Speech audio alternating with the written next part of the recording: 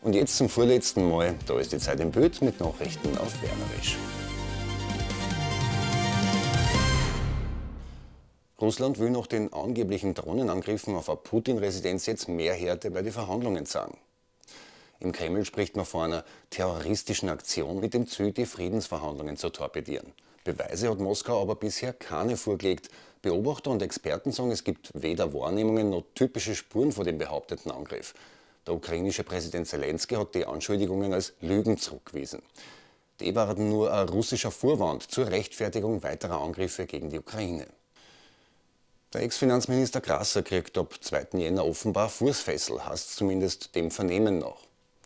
Offiziell wird es zwar nicht bestätigt, aber der überwachte Hausarrest soll dem Grasser jetzt genehmigt worden sein. Möglich macht es eine kürzliche Reform der Hafterleichterung. Die für einen überwachten Hausarrest zulässige Reststrafen ist auf 24 Monate angehoben worden. Das Klimaticket wird, wie auch da in der Zeit im Bild schon berichtet, ab 1. Jänner wieder um 100 Euro teurer und kostet dann schon 1400 Euro. In der Zwischenzeit beklagen sich immer mehr Kundinnen und Kunden über schlechtes Service der zuständigen staatlichen One Mobility GmbH. Grund für die Kritik sind ganz oben in der Liste langsames oder schlechtes Kundenservice, fehlerhafte IT und ungewöhnlich schnelle Beauftragungen von einem Linzer Inkassobüro.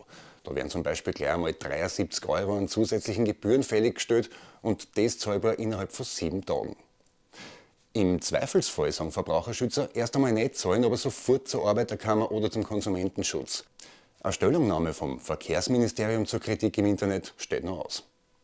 Innerhalb von nur einem Monat hat sich meine Zeit im Bild eine recht leibende Fanbase aufgebaut. Irgendwie schade, dass morgen dann schon vorbei ist. Zum Abschied gibt es jetzt aber den Zeit im Bild Soundtrack. Seit wenigen Minuten sind 2 Titel auf Spotify verfügbar.